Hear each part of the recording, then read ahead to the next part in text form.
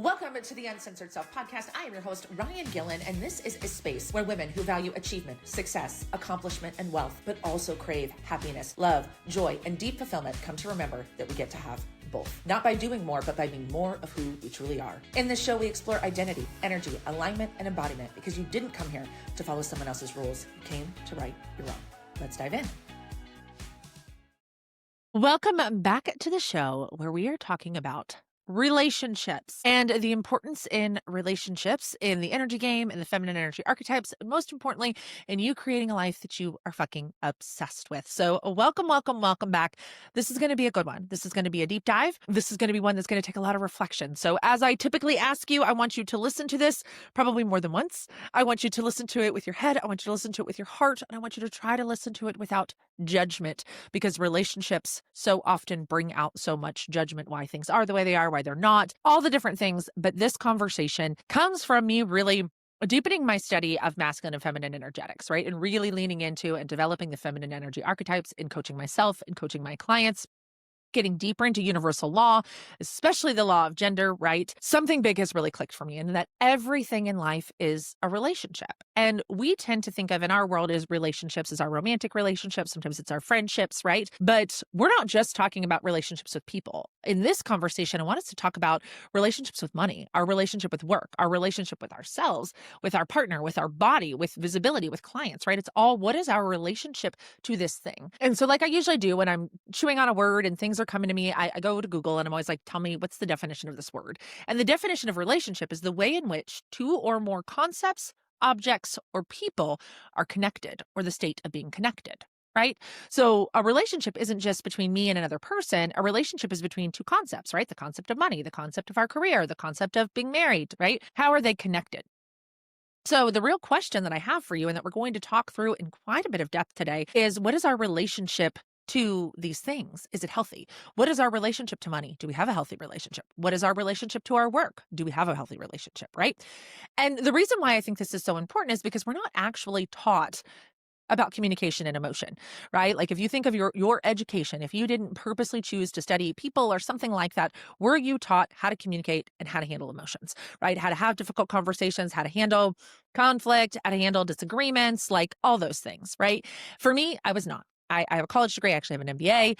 And aside from like some human resource classes, we didn't talk about like relationships and managing people and all those different things. So a large percentage of the world has unhealthy relationships because we fail to see them as relationships.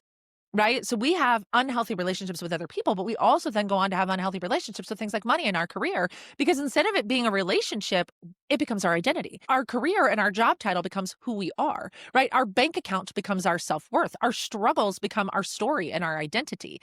But when we shift these things from, this is my identity, I'm somebody who struggles with money, or I'm somebody who struggles with this, or I'm somebody who's successful in this, right? We want to shift from a relationship. What am I in relationship? How do I relate to this thing, right? That's when we can begin to repair, shift, and basically recreate healthy relationships that were, like I said, become somewhat codependent. And actually one of my first books that my mentor had me read when I started doing this work back in, 2021 at this point in the game, was Codependent No More. And codependency was about, addicts, unhealthy relationships between addicts and their partners and things like that. So people who were in relationship with addicts, but we actually wound up in these really codependent relationships with these other things in our life, where if the business is doing well, I'm okay. If the business isn't doing well, there's something wrong with me, right? If the bank account balance is where I want it to be, I'm okay. I'm safe. I'm secure. If it's not, I'm scared.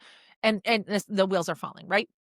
We have these really codependent relationships instead of these things where I am me and this is another thing and I have a relationship with it, but it doesn't impact my identity. And when we can get to that point, we can actually see how we can take back our personal power, right? Instead of having our power in our money and our careers and in our things, and take it back to, I am the one holding the power and I get to decide how I want to react with this, interact with this thing, react with this thing, right? So what I want to talk about today, is 4 key areas of our life: money, work, ourselves, and our partners, right? Because these are the 4 biggest ones that come across my conversations with my clients and my own personal work, right? This is the work that I've done myself. So let's start with money. It's probably the one we're going to spend the most time on, because it's one that I literally, guys, have clients who've come to me with not a whole lot of money. I have clients who've come to me with hundreds of thousands of dollars, if not millions of dollars in the bank, and they still have an unhealthy relationship with money. I think this is important. And I remember thinking this when I was younger, that people in relationships were happy, right? Like when I was single and other people were married or were in relationships, I assumed that they were happy. And that's not true, right? For most people. Same thing with money. We think if my money situation was just different, whether you want more money or less money or more responsibility, whatever it is, if that thing outside of me were better, then I would be okay, right? But that's not true. It's our relationship. So our relationship with money is one that tends to take up, every corner of our lives, really regardless of situation in my experience. So if you were to think of money as a person sitting across the table from you, how do you talk to it? How do you treat it? Because for me, for years, I treated money like shit. It was never enough. It was hard to make. I resented people who had it. I believed I had to suffer for it. I believed it was available to me, but I had to do a whole bunch of shit that I hated. And as fast as it came in, it went out. And people with money, they weren't honest. There was people who were talking about how much money they were making and they weren't, and they were lying. I just had this really unhealthy relationship with money. And so if a spouse said to you what you say to money, you would leave. At least I hope that you would, right? If you have an unhealthy relationship with money where you're constantly telling it like it's never enough, it's hard to get along with, it's the cause of all your suffering, and if it would just get its fucking shit together, you would be happy. That is not a relationship that you would thrive in with another human. That's why you're also not thriving in your relationship with money. So when I stopped seeing money as an identity marker and started seeing it as a relationship I could nurture, right? So what I mean from that, instead of my bank balance or the amount of money my business was making having to do with my self-worth and my value and whether I was good enough, the way that I felt about myself, instead of making it this identity marker, and I started seeing it as this relationship that I could shift, that I could nurture, that I could build, then things started to shift for me. So something I started doing very, very recently, and if money is your thing, if you don't start doing this, I think you're bananas. I started having a money meeting. For me, I'm currently having a money meeting every single day. You can decide if you want to have a money meeting every day, every week, every quarter, every pay period, however you want to do it. And this actually came from an idea Derek told me once about people he worked with have marriage meetings and meetings with their spouse every week. I'm like, that's smart. Obviously I didn't do that the first time. Not sure that would have helped, but and it was like, okay, if you can have a marriage meeting and you can work on your relationship and you can talk about what's going on in your relationships and your schedules, right? Like, what's the point of that? If you think of like a meeting, a one-on-one that you have with your boss every week, if you're in a corporate role, or even if you're the one leading the one-on-one, right? It's this check-in. How are things going? And for me, the reason why I found so much value in this is because when money wasn't going well in my life, when I was really having a hard time with money, what I did was I avoided it. I avoided it because I didn't want to look at my bank balance. I didn't want to look at my credit card balances. I didn't want to face that. So in my mind, it was just avoidance. Just like if there's a problem in your marriage or in a relationship or in a friendship with a friend, if you don't address it, it does not get better. But I thought, like, if I just ignore this, it'll go away. And I did it in the guise of energy, right? At the time, it was like, well, I know when I open these bank accounts, I feel like shit. So I'm just not going to do that. That is not doing the work, guys. That's avoidance. I want to be real clear, right?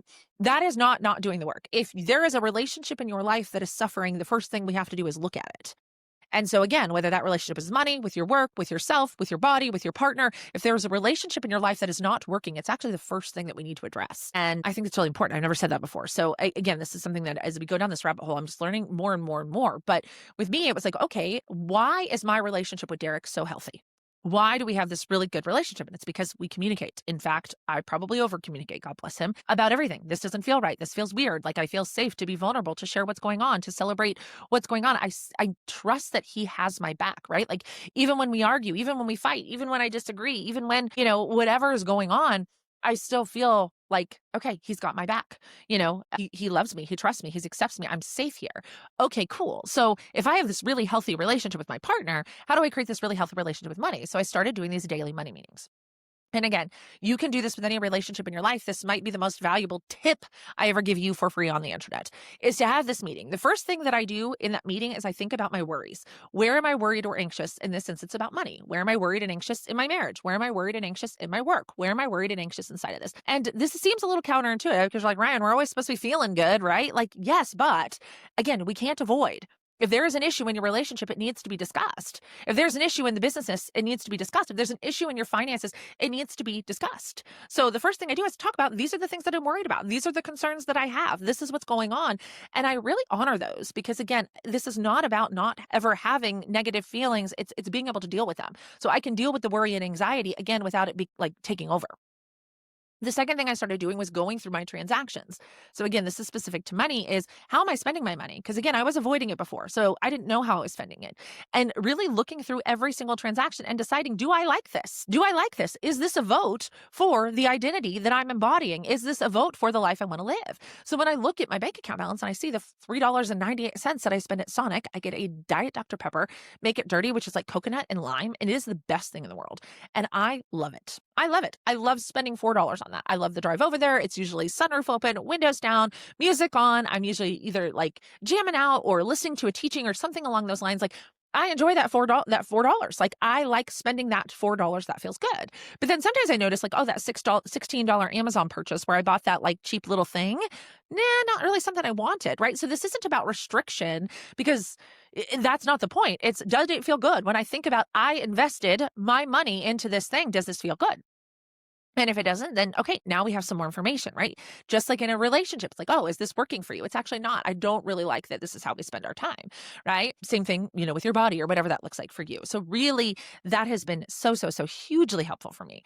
And then I really look at my magic money celebration is a really powerful one. So anything like in our world, I talk about provider money and magic money. And provider money is the money that we need to pay the bills, right? To keep the lights on, to keep the business running, to keep your family running, like whatever that looks like for you.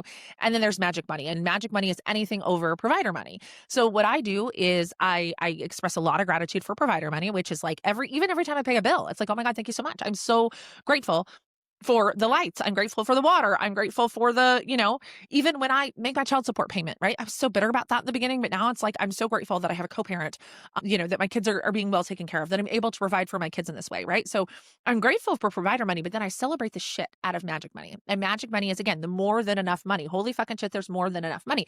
And I don't care if you have 12 cents of magic money, celebrate it. There is more than enough. The celebration of more than enough. Remember, it's all about relationship. When your spouse does something really nice for you, or your kids do something really nice for you, or a coworker does something really nice for you, appreciating them is so important, right? So when money shows up in excess, I don't care if it's in excess of $54, like, oh my gosh, thank you so much. I appreciate that, right?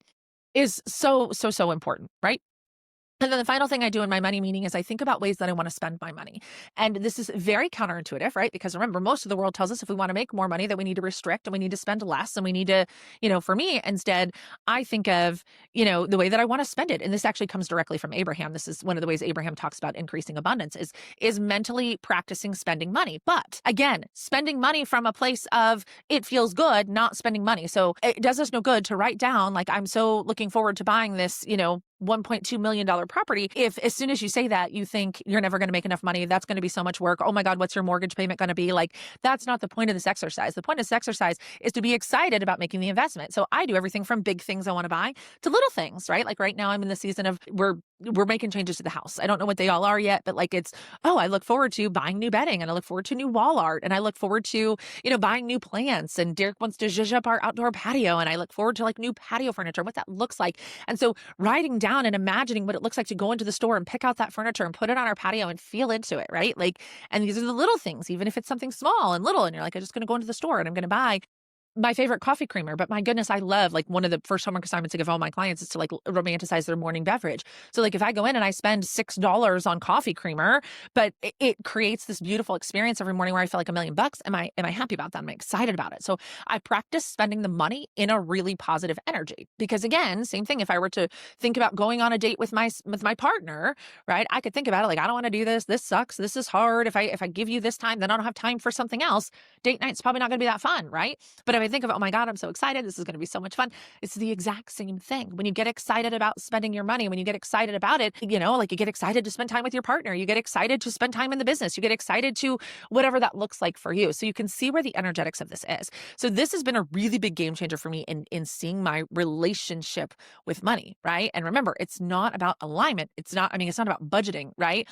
It's not about that. It's about alignment. Does this feel good? Getting excited, seeing that we have this mutually beneficial relationship, right? Money is a tool, not your identity, right? Not this thing that has all this power. It's a tool. So we need to relate to it in that way. So let's talk about our relationship with work. And full disclosure, work was my identity. I was Ryan, the entrepreneur. I was Ryan on the track for 7-figure business owner.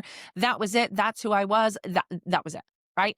And when my business partnership ended and my business changed, like I felt lost because I was my work. Like, who am I if I'm not this thing, right? And so many women, the majority of the women that wind up in my, that wind up working with are in that place where their identity is in their work, so much so to the point where they don't know who they are. They don't know what brings them joy. They don't know what is fun for them. They don't know, what they would do if they weren't working, which is why they just work all of the time. And it's one of our gifts as women because we are so malleable and so adaptable. Like that's what we are. It's one of our superpowers, right? We can adapt to anything. It's what makes us great moms. It makes us great business owners. It's what makes us great at, relationship and relating with people, but it's also what causes us to get lost in the pursuit of things that are not actually who we are, right? Our work being one of them. So for me, the shift that I had to make here, how I got out of this really unhealthy relationship with work, was seeing that taking care of me is the work. Taking care of me is work. I used to think that work was this, right? Recording the podcast, right? Client calls, client communication, emails, like all the parts of going into actually running a business and coaching clients and creating marketing assets and networking and hosting events and all that, right? Like that's part of the work. But if I'm the asset, and I actually have an entire masterclass on this called The Asset, if I am the asset, if I am what the business is built on, and I don't care if you are a business owner or a real estate agent or you have a job, don't care. If I'm the asset, working on me is important. Working on me is part of work, right? Like when you buy an asset, so say you buy a piece of real estate, taking care of that piece of real estate is important if you want it to appreciate, right? So we have to have this relation, like we have to see that, hey, working on myself is actually for my career. When I come to work well rested, when I come to work fully charged, when I come to work full of ideas, and I come to work and I do work that I love and that I enjoy, I'm going to perform better than if I come to work tired, exhausted, burnt out, and resentful. And that's what most of us do. At least I know I did for years. It's what most of my clients are doing. They resent their work because it's taking away from taking care of themselves. So what do? We make taking care of ourselves part of the work. One of the most important things I do is take care of me. My energy creates my reality. Therefore, it is my number one priority. And that shift, seeing the breath work and the walks and the creativity and the investing in myself and all of those things as the work, right? Creating lots of space, having lots of white space on my calendar, right? Redefining work helped me heal my relationship with it because now work is anything that moves me towards my goals, right? Not away from myself. So work isn't necessarily just ticking off the tasks. That's how we see it. I tick off the tasks. I reached out to the people. I did the things I needed to do today. I worked today. But if you didn't take care of the assets, then you didn't work today. And if you could start seeing it that way, that the most important work that I do is to take care of the asset, invest in the asset so that the asset appreciates, then we go and do the tasks, right? But if all you're doing is task with no, care of the asset, the work is going to suffer. But again, when it's our identity, we don't see it that way. When we can see that it's this thing that moves my life forward, right? For me, work is I'm moving my life forward. I'm moving my goals forward. I'm getting closer to my vision as it relates to my professional life. And so for me, going for a walk every single morning, like I literally outlined this entire podcast on my walk this morning. I have a 27-minute transcript of notes of stories I wanted to tell you and the way that this had come up for me and the things that I had noticed in my life and my career and these stories and these examples. Like, tell me again, that's not work. Was I in front of a camera? Was I checking boxes? Did I go to an office to report to anybody? Did I make $1 million doing it? No. Did it feel amazing? Was it fun? Do I love this piece of content more than almost anything I've ever created? Yes. Right? Breath work every single day is part of the work. It is what regulates my nervous system. A regulated nervous system is what grows a really healthy, stable business. So work is not just the tasks that we do. Work is taking care of ourselves. And when you can change that relationship and you start taking care of yourself, then the work gets easier. And it's so much more fun, right? So much more fun. I buried this one on purpose. I buried this one on purpose. Your relationship with yourself, right? And this is the one that most of us want to skip. And it is because you see yourself as a badass already. Like you see yourself as somebody who is confident and gets shit done. Like you are the one that people call when they need things done. Like self-love is not something very high on your list. And it is because outwardly you present as somebody who is very confident, very strong, very powerful, right? There's a lot of really amazing things about you. But we all know when you go home and you close the doors and you take off your makeup or your face or whatever, and you sit with yourself, you do not feel that way. You do not feel like the badass the rest of the world thinks that you are. You do not feel nearly as powerful or magical or smart or accomplished as you tell everybody else that you are. And I know that because this is the work that I do for a living. And I think you probably know that too. Like, you know that what you present to the outside world is not actually what you're feeling on the inside, which means there is a problem with your relationship with yourself. Because the goal here, literally all of my work is rooted in the concept of how can it feel as good to be out in the world doing whatever it is I do as it does to feel good in my own skin, right? How can I find how can I find that balance, right? Because again, confident, successful, badass, inward, right? The conversation inside says not enough, self-critical, obsessive overthinking, worrying about everything all the time. If you spoke to, again, this is where the relationship piece comes in. If you spoke to other people the way you speak to yourself, they would not stay. They would not stay. They wouldn't stay. And neither would you. And so again, what did I have to do here? What was my shift here? Seeing myself through the eyes of source, God, the universe, whatever you believe in, really changed everything, right? Understanding that as babies, we came into this world perfect, right? Worthy, complete, worthy of being taken care of, worthy of being loved. We don't make babies earn their keep, right? We don't make babies earn any of the things. We just take care of them because we love them because they're perfect. That's how God feels about us. God is not saying, well, you worked hard enough today, Sarah, so I guess, right? Like, I don't believe that God is some man sitting in the sky who's only handing out money and accomplishments to people who earn them or deserve them, right? That I don't believe that to be true at all. I believe that our worthiness is never up for discussion. That's why there's a worthiness component in every single one of my programs. The not enough story will kill you. It will keep you from reaching your full potential, period, end of. So the relationship that is most important here is the one with yourself, because the only reason that you think you're not good enough is because of the story that you tell yourself, right? It is not the rest of the world telling you you're not good enough. It's you telling you that you're not good enough. And if somebody looked over your shoulder every day and said, gosh, I wish you'd work a little harder. Gosh, I wish you'd look a little more like that girl. Gosh, I wish you'd get your shit together. Gosh, I wish you wouldn't struggle with all these things so much, right? You'd punch them in the face. Michael Singer talks about this in the book, The Untethered Soul. He calls him the crazy roommate in your head. Like, if the voice in your head was outside of your body speaking to you, you would be incited to violence, I promise, right? So we have to work on this. We have to see ourselves through the eyes of source. This is why identity is also such a big piece in all of my work. Like, I'm a human, but I am a spiritual being in a human body, having a human experience. But my soul is such a bigger part of me. So it's like creating this relationship between my soul and my human is what has allowed me to see how much of our human experience is so fucked up and so rooted in proving and deserving and earning in such a way that it has us so twisted it's unbelievable, right? But this relationship with yourself, where you learn to trust yourself, when you learn to enjoy yourself. Like, I know women who can't go on a walk without a podcast in ears. It's maybe you, because you're listening to this as you walk. Like, you can't sit in silence. That tells me you don't have a relationship with yourself. So if you are the asset and you are the one creating all the things and your energy is the most valuable thing that you have, and you have no relationship with that, you can see why your life is not going the way that you want it to. You're the most important part. Your soul and your human are the most important parts. You've totally ignored your soul, and you're to the point where you're using this much of your human because you're so obsessed with chasing results instead of thinking, how do I want it to feel? How do I want it to look like? And I know this is so counterintuitive to everything that you have been taught, but I don't think that that is an accident. So when you start thinking about what is my relationship with myself, right? And the final piece of this that I will leave you as far as relationship with yourself is you got to stop seeing yourself as broken. You have got to stop seeing yourself as, I've got to fix myself. I've got to work on myself. I've got healing to do, right? And again, it's not that we're not doing the work. It's in the story. If I'm constantly telling myself that I am somebody that I need to be healed, identity-wise, where am I coming from? I'm coming from somebody who's broken. If I need to be healed, I'm broken. Instead of somebody who is becoming the best version of themselves every day. When I wake up every morning and tell myself I'm doing every single thing that I know how to do to be the best version of myself, I take care of myself. I treat myself like the asset. I prioritize my energy. I do good work in the world. I do shit that I care about. Like, that's my number one priority.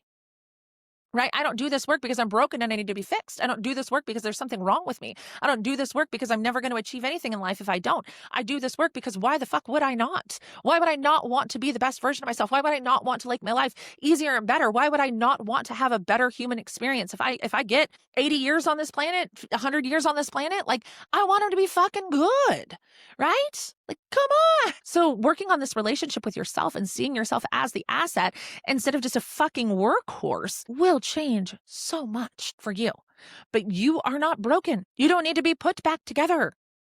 You need to have a true, honest relationship with yourself that has nothing to do with your accomplishments and your achievements and anything outside of yourself. And then the final thing I want to talk about, and it's the one I'm most uncomfortable, is your relationship with your partner. And I'm uncomfortable about this because I'm not a relationship coach, right? I'm divorced, and honestly feel like I really just started learning about healthy adult relationships when I started learning about this work. So I feel very unqualified. But if there is one thing that has more impact on you other than yourself, it's your partner. It's the person who you see all day, every day. It's the person who you share your life with, right? It's the person who've got your finances tied to, how you spend your time, what movies you see, what you watch on TV. Like all of those things are impacted for most of us by the person in our house. And a lot of people have really unhealthy relationships with their person in their house. And I actually think that's why a lot of women avoid this work, is because they know one of two things is going to happen, right? And most of them are afraid it's going to be that I'm going to grow and he's not going to come with me. And honestly, I remember having that conversation before I even started doing this work with Stacy. I was doing some hypnotherapy at the time, and I remember it coming out that at the time I was struggling with weight loss, and the business was thriving at the time, so it was my body was the thing I was working on. And I remember telling this to the hypnotherapist of like, if I get this weight off, I will leave him behind. I knew it then, and this is years before I got a divorce. I just want you to be clear.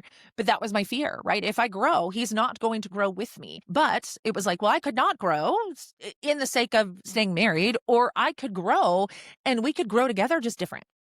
Right? So we have a really great relationship because I refused to stop growing and I no longer made myself responsible for his growth.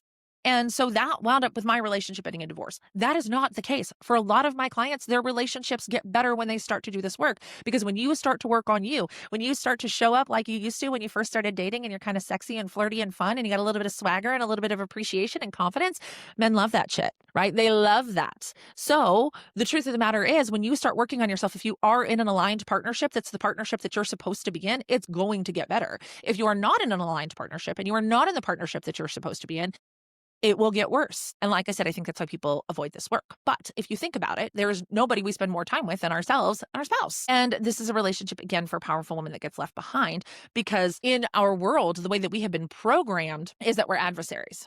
Right? We're adversaries. It's men versus women. We all have pretty fucked up relationships with that, to be quite honest with you. But what I've learned and what's worked best for me is like when I view my relationship as a partnership, right? Equal power, but different, right? We have different powers. We have different strengths and weaknesses, but there's nobody, like there's no hierarchy. Like, is there leadership? Is Derek the leader of our family? Yeah, 100%.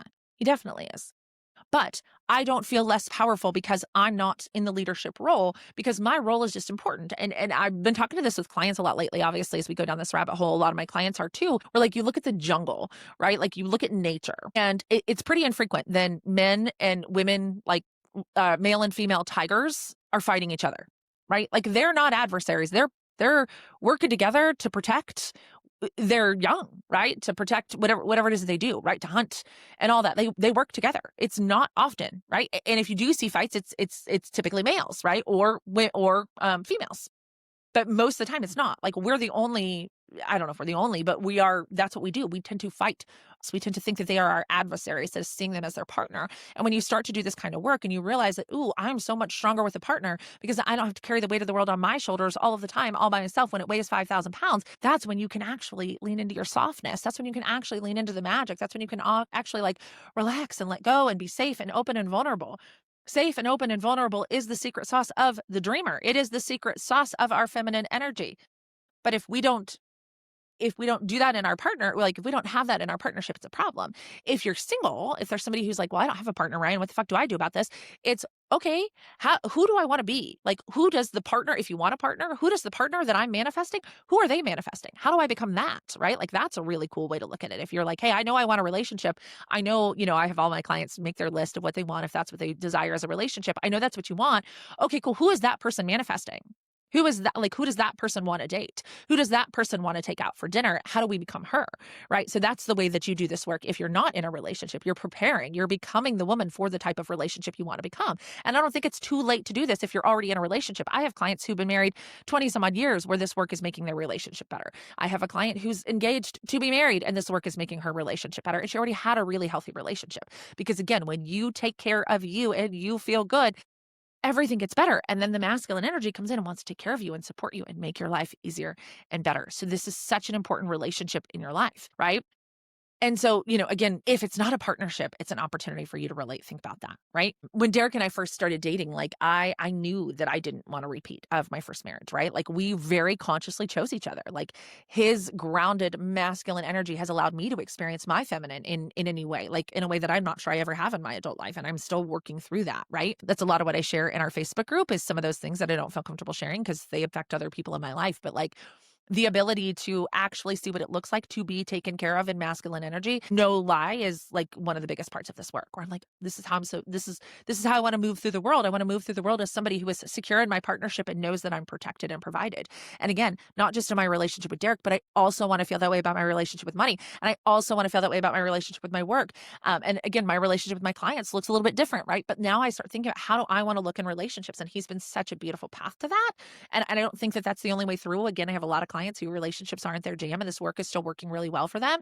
But this was something when I was still married that I avoided. Like, I avoided the relationship conversation. I was like, let me just fix the money thing. Let me fix the business thing. Like, let me just fix all these other problems. And then we can talk about my relationship, when actually it was my relationship that once I really faced that and did that work, that all the other pieces started to come in, because you can't just pick like, oh, I'm just going to work on this one particular area of my life and not this other one. Right. So why relationships matter in this work, right? So every single thing that I talk about, the energy game, feminine energetics, universal law, comes back to relationship, right? These relationships in our life mirror back where we're out of alignment, even in just these 4 topics. And we could go on for days, right? But what is your relationship like with money? It's mirroring back to you where you're out of alignment. What is your relationship like with your career, with your work, with your business? It's mirroring back to where you're out of alignment. What is your relationship like with yourself and with your partner, right? Or lack thereof? They show you where you don't feel safe, where you don't feel seen, where you don't feel heard, respected, or value. And they also offer you the opportunity to heal it all from the inside out, right? So some homework for you, because this is a big one. I know that this was shorter than I thought, especially based on all my notes that I had today, but I was a little more concise this time. This is one you're probably going to listen to a handful of times, because this is something you're going to want to go back to, and you're going to want, whatever the area of your life is that feels like needs the most support right here, work on that, but really go back through this, right? What is your current relationship with these things? If each one were a person, right? How would you describe that relationship? And then on the flip side of that, what kind of relationship do you want to have, right? If work is your thing, you're like, I do want to work. I just don't want to work all the time. Like, okay, cool. What kind of relationship do you want to have? And then what would it look like to start nurturing that connection today? Is it something like my money meeting that I'm having, right? Is it something else that you need to do? There's some other thing? But what I most want to remind you is that this work is not about becoming somebody different, right? It is about remembering who you are. Everything that we have talked about here today, you have everything you need inside of you to do every single piece of work that I mentioned here today. It's rebuilding your relationships with what matters most. Okay. If I could convince you to start with yourself, that's where I would ask you to go first, and then your partner second. But some of you are stubborn enough to think like, no, Ryan, this thing over here, this business, career, money thing is much more urgent. Then you can do that. Right.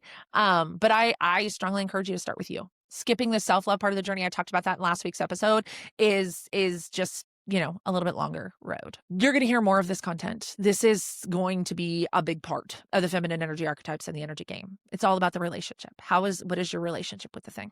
What is it? How do you feel about it? How do you think about it? How do you talk about it? How do you interact with it, right? Because the only thing you're in control of is your point of attraction, right? The only thing you're in control of is your energy, your thoughts, your feelings, your actions. How do I want to think, feel, and act towards money? How do I want to think, feel, and act towards my work? How do I want to think, feel, and act towards my kids? How do I want to think, feel, and act towards my body? How do I want to think, feel, and act towards my husband? How do I want to think, feel, and act towards my mom? How do I want to think, feel, and act like those crazy bitches, that I think I don't like? How do I want to show up? Right? When we stop reacting and we decide how we want to be in relationship, we take back all of our personal power. That's where the magic is, my loves. As always, I want to know how this show impacts you. Let's have these conversations. It is my favorite things when I get text messages or emails or, IG DMs from you guys. They're like, oh my God, Ryan, I listened to the podcast. I want to hear it. Share with me what's going on. Share it with a friend. And again, if you want to do this work, this is what I do. There's a lot of different ways to work with me. So please reach out. I don't do high pressure. I'm not going to pitch you anything crazy, weird, and wild. If I can help, I'll tell you. If it's not a fit, that's okay too. But my heart is really in everybody gets to live the life that they choose when they start choosing it. And I want to help you do that as well. See you next time. Thanks so much for tuning in to the Uncensored Self podcast. If this conversation cracked something open for you, trust that that's the work. And share this episode with a woman in your life who's ready to stop performing and start creating. And if you haven't already, hit subscribe, leave a review. It helps this message reach the women who need it most. Remember, you're the creator. The rules are yours. And your uncensored self, she already knows what to do. Keep leading, keep listening, keep becoming.